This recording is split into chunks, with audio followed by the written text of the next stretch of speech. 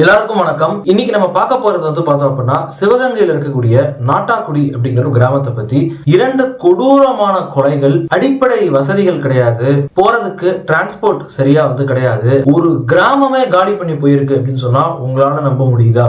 ஒரு கிராமம் 5000 பேர் 5000 மெம்பர்ஸ் கிட்ட இருந்த ஒரு கிராமம் காலியாயிருக்கு. அந்த கிராமத்துல இப்ப வசிக்கிறது ஒரே ஒருத்தர். அந்த ஒரே ஒருத்தருக்கு அந்த கிராமத்தை விட்டு போறதுக்கு மனசு இல்லை. நான் இறந்தாலும் இந்த மண்ணுல தான் இறப்பேன் அப்படின்னு சொல்லி தன்னுடைய சொந்த கிராமத்தை நேசிச்சுட்டு ஒரே ஒருத்தர் மட்டும் இந்த கிராமத்துல இருக்கார் அப்படின்னு சொன்னா இந்த 2025ல உங்களால நம்ப முடியுமா? போலீஸ் செக்யூரிட்டி, போலீஸ் போர்ஸ், அந்த செக்யூரிட்டி, கிராமத்துக்கான பாதுகாப்பு சரியா இல்லை அப்படிங்கிறதுனால எத்தனை நாளைக்கு தான் உயிரை கையில பிடிச்சிட்டு இருக்கிறது அப்படின்னு சொல்லிட்டு ஒரு கிராமமே காலி பண்ணிட்டு போயிருக்காங்க, அந்த ஒரே ஒருத்தரை தவிர.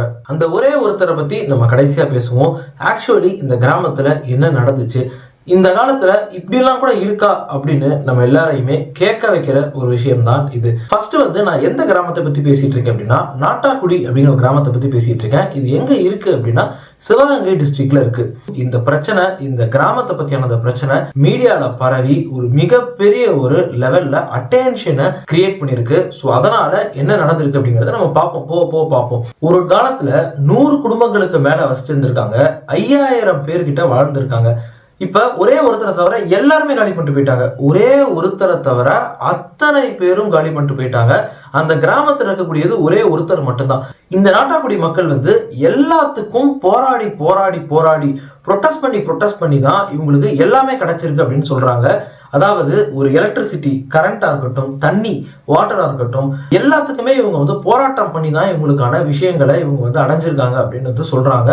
ஸோ இது எல்லாத்தையும் இவங்க ஓரளவுக்கு மேனேஜ் பண்ணியிருக்காங்க. அது எப்படி அப்படின்னு கேட்டிங்கன்னா, இவங்களுக்கு தேவையான அந்த ஒரு கிராசரிஸ் இருக்கும் இல்லையா, அந்த மளிகை ஜாமா பொருள், அது கூட, அதாவது மளிகை பொருட்கள், அது கூட பார்த்தோம் அப்படின்னா தேவையான அத்தியாவசிய பொருட்கள் பார்த்தோம் அப்படின்னா இவங்கள்ட்ட கிடையாது.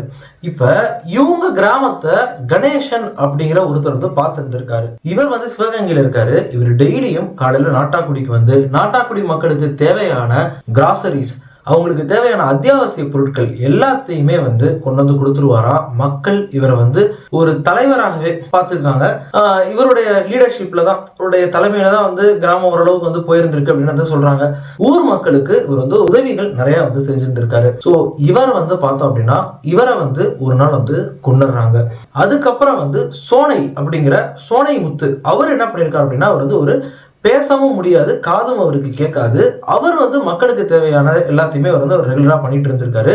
அவரையும் கொண்டுறாங்க. சோ டபுள் மர்டர்ஸ், 2 பேரை கொண்டதுக்கு அப்புறம் தான் மக்களுக்கு இதுக்கு மேல நம்மளால இங்க இருக்க முடியாது, உயிரை கையில பிடிச்சிட்டு நம்மளால இங்க இருக்க முடியாது அப்படின்னு சொல்லி காலி பண்ணிட்டு போயிட்டாங்க.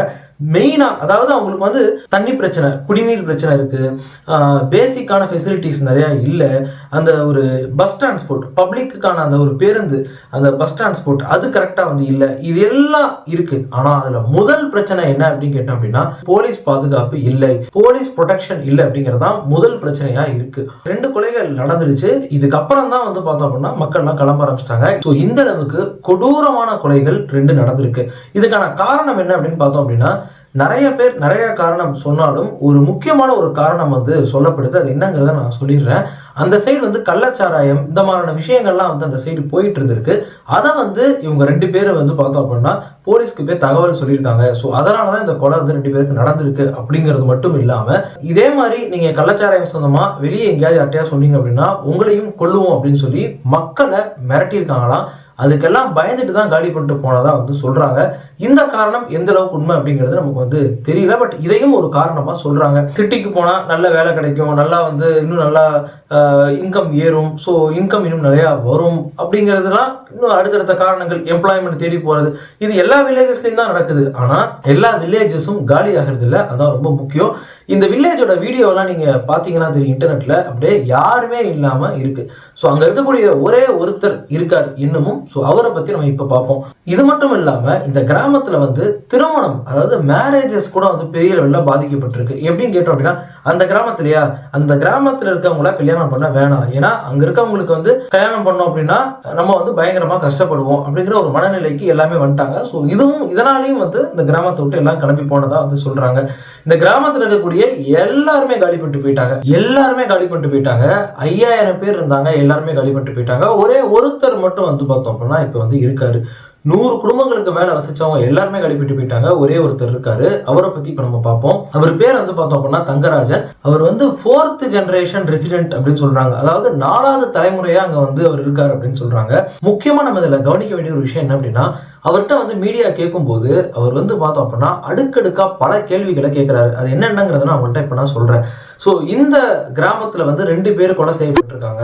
சோ போலீஸ் என்ன பண்றாங்க, கலெக்டர் என்ன பண்றாங்க, இந்த கிராமத்துக்கு வந்து திட்டத்தை கொண்டு வர்றதுக்கு யாருமே எதுவுமே பண்றது கிடையாது. சோ கலெக்டர்லாம் சம்பளம் தான் வாங்கிட்டு இருக்காங்க, என்ன பண்றாங்க, தாசில்தார் என்ன பண்றாங்க, இந்த மாதிரிலாம் அவர் வந்து கேட்கிறாரு. நாங்க நிறைய மனு கொடுத்துருக்கோம், எதுவுமே வந்து அவங்க வந்து சரி பண்ணதே கிடையாது, ஓட்டை மட்டும் வாங்கிட்டு போயிடுறாங்க. இந்த மாதிரிலாம் அவர் வந்து நிறைய கேள்விகளை கேட்கிறாரு. இருந்தாலும் நான் என்னுடைய கிராமத்தை விட்டு போக மாட்டேன், நான் கடைசியா இறந்தா கூட இந்த கிராமத்துல தான் நான் வந்து இறப்பேன், என்னுடைய கடைசி மூச்சு வரைக்கும் இந்த கிராமத்துல தான் இருக்கும்.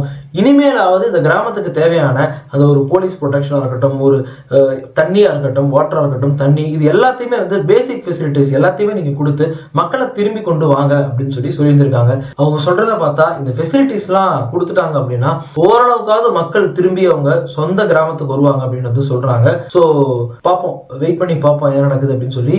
சோ இது வந்து ஒரு மிகப்பெரிய ஒரு நியூஸ் ஆகிடுச்சு. நிறைய பொலிட்டிக்கல் லீடர்ஸ் இந்த விஷயத்தை வந்து கையில் எடுத்திருக்காங்க. சோ அதுல வந்து பார்த்தோம் அப்படின்னா ஜல் ஜீவன் மிஷன் அதுக்கடியில வந்து பார்த்தோம் அப்படின்னா 48.35 48.35 crore rupees வந்து தந்திருக்காங்க. ஸோ அதெல்லாம் வந்து கவர்மெண்ட் யூஸ் பண்ணல அப்படின்லாம் வந்து சொல்றாங்க.